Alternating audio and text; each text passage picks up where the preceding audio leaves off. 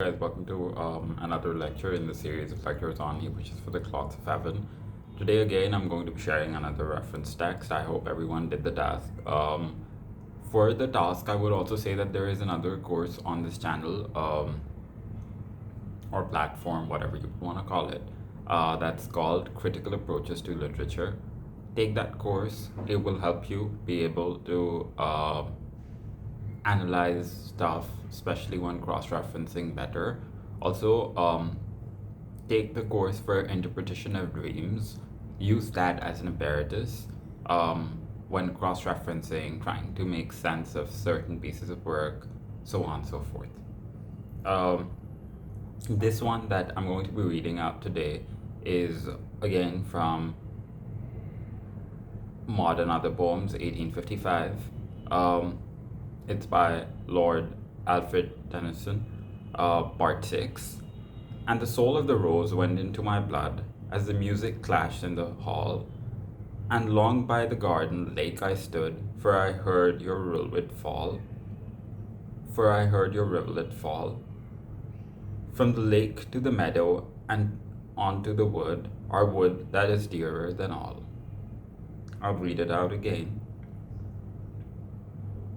And the soul of the rose went into my blood as the music clashed in the hall, and long by the garden lake I stood, for I heard your rivulet fall from the lake to the meadow and on to the wood, our wood that is dearer than all. If you look at this piece of text, it doesn't end on a full stop. Of course, it's a part of the series, so there is an other part which comes after this, which is about from the meadows, which is why this doesn't end on a full stop. Instead, it ends on a semicolon. So there's more to say, but when there's more to say and the text ends, there's a lot that can be drawn out in terms of interpretation, right? Keep that in mind. The opening line, and the soul of the rose went into my blood. Initially, he's talking about his beloved as a rose, and then all of a sudden, now in this part, the soul of that rose is in his blood. So all that his beloved is feeling, he's feeling it. As the music clashed in the hall, and long by the garden lake I stood. So he can hear the sounds that his beloved is hearing. There's also a need here almost to justify for his beloved that, yeah, fine, like I'm messing up with people because, my beloved was hurt. Sure, my beloved's not mine, but, I gotta do what I gotta do. And long by the garden lake I stood, for I heard your rivulet fall from the lake to the meadow and on to the wood, our wood that is dearer than all. Because he heard something, and there was a plant that the plant is also kind of a memory of them having been together, right? So it's like we had potted a plant which became a tree apparently. It fell. It was ours. And now, because of course, this is one interpretation to it. And now that, despite that you're not mine, because you're not a rose, but I see you like a rose. So because your soul is now in my blood, and this plant that we had potted together, it became a tree and it fell, and now I have to take revenge for it. Because your soul is in my blood.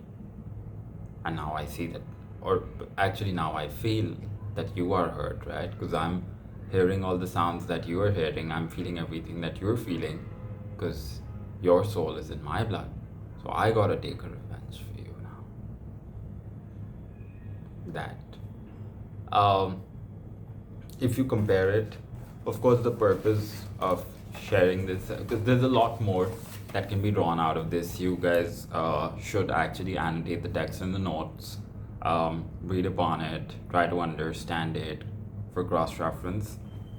But I shared this text because now, if you look at he wishes for the clouds of heaven, um, the beloved is going to walk over his dreams. He knows that. Yeats knows that the beloved's going to tread over his dreams. But despite that, he's like, yeah, of course, like, you will tread.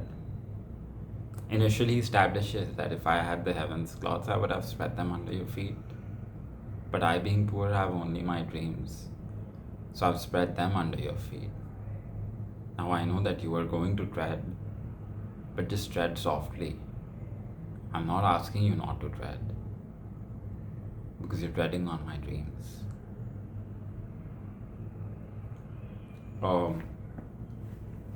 If you look at the use of punctuation again in this one, there are semicolons within the poem, right?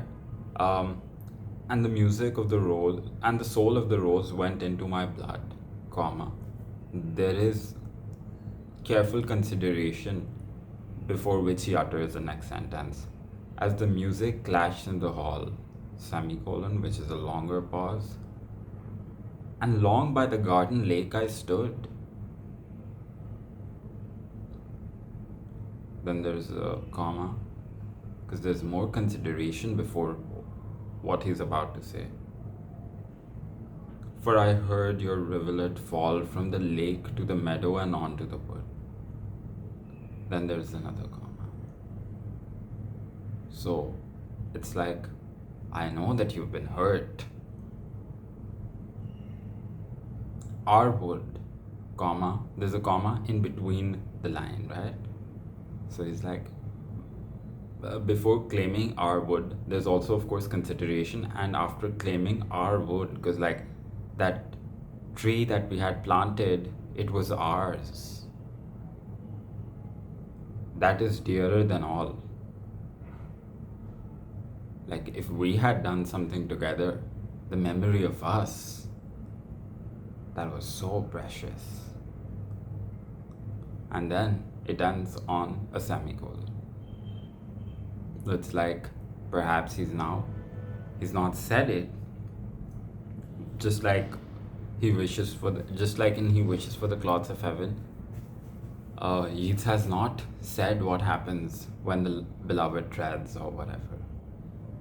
But there he's just like, okay, yes, I've spread my dreams under your feet, tread softly because you're treading on my dreams. And in this one, he's just saying that, yeah, like, of course, you've been hurt. Your soul is in me. Now,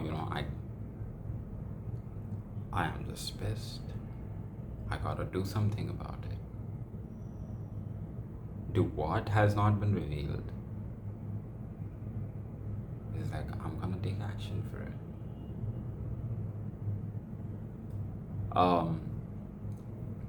Also, just very important to carefully observe and appreciate the role of punctuation in both pieces of work. Carefully observe the role of punctuation in both pieces of work. In He Wishes for the Clouds of Heaven, as well as in the works of Alfred Lord Tennyson. Carefully observe the role of punctuation in both pieces of work. Because in both pieces of work, punctuation has been used as this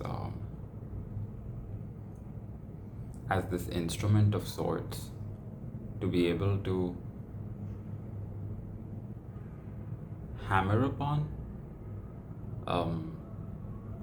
deliver the essence of, whatever you would want to say, the work even more staunchly. So go through both pieces of work again and carefully, I'm just saying, don't even annotate probably about it, but observe the role of punctuation.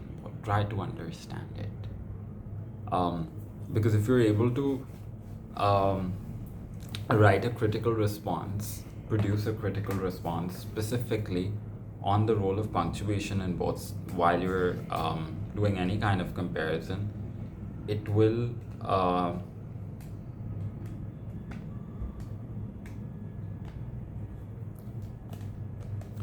it will really impress the examiner that you've taken your time to understand the work. And not just this work, but you also understand other literary works with detail, so that in any instance where the examiner is asking you to compare anything or analyze anything, you're able to give that evidence of, yeah, say, like, my analytical skills are this strong and I have understood both works really well. That's about it for this lecture. We will continue with more on He Wishes for the Clouds of Heaven only for now. If you like the video, don't forget to give me a thumbs up, as well as subscribe to the channel and press the bell icon to stay updated for whenever a new video drops.